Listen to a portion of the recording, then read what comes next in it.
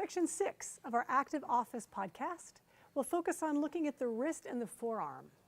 This is a series of exercises that you don't want to do a lot of repetitions of, but a little bit of work to just keep this area strong and supple will make a big difference in decreasing pain and discomfort in the wrist, the elbow, and even up into the neck and shoulders.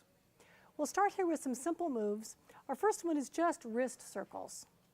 I'm going to do just about 3 or 4 of each of these. Notice here how I'm moving through the forearm and through the fingers. Now I'm going to change directions. Just nice and simple. I feel like a Balinese dancer here, yeah? Getting that nice articulation of the fingers, the wrists, and the forearms. So that alone just loosens everything up, gets the muscles gliding over each other, gets the bones moving well. Now we'll go on to flexion and extension of the wrist. So here, we'll start with the palms up. This is just a nice flexion. This is our flexion piece. Down is our extension piece.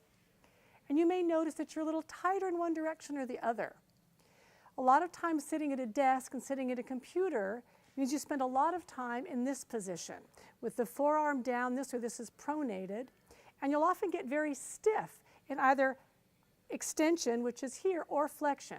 So we just do a few of these again to mobilize the wrists, to get nice and supple in the action of the wrists. Now from here, let's take one more. This is pronation and supination of the forearms. So simply moving your palm from down to up. What happens here is you're rolling the 2 bones of the forearm, the radius and the ulna, over each other. And you're also sliding the muscles of the forearm over each other.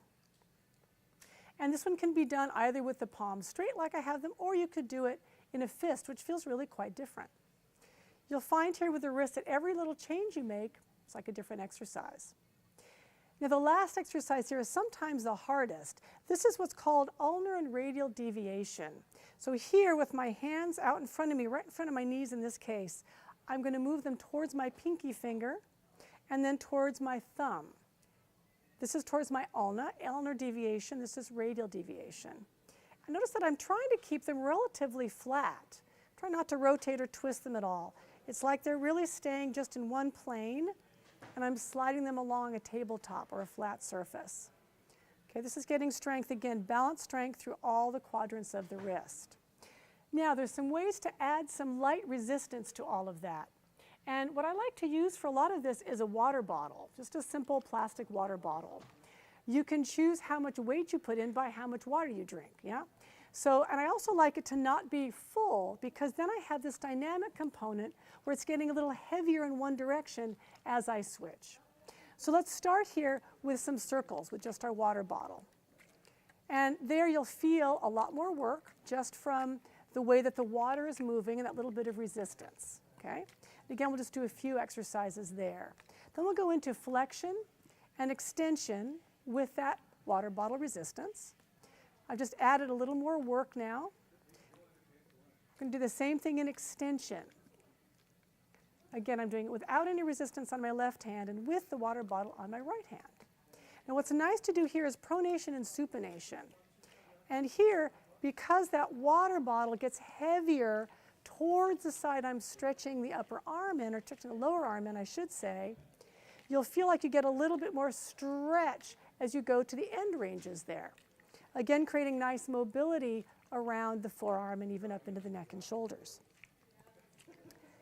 Now, you can also do this for what's called ulnar and radial deviation with that grip. So now I'm looking at not strengthening the front and the back of the wrist, if you will, but the side here. And then this is a little trickier, but I can still get some nice work towards the ulnar side or the pinky side of the hand by changing my arm position. Okay, so now we've worked on mobility and strength through all the actions of the wrist. One last exercise I like to do is a towel wringing. Essentially, just take any kind of a towel or shirt, whatever you've got. And this is a nice way to work on grip strength, which we'll talk about in our next episode. And it's also a really nice way just to get some good mobility of the wrist. So take a towel, and I'm going to squeeze, like I'm trying to squeeze it out. And I'm just going to stay in the same direction for a few. Notice what's happening here is I have resisted extension on my forward hand. That's the fold in the wrist. And I've resisted flexion on my back hand. Notice that it's rounded. Yeah? So just take that, and you can tighten that up as much as you like, right? That's up to you.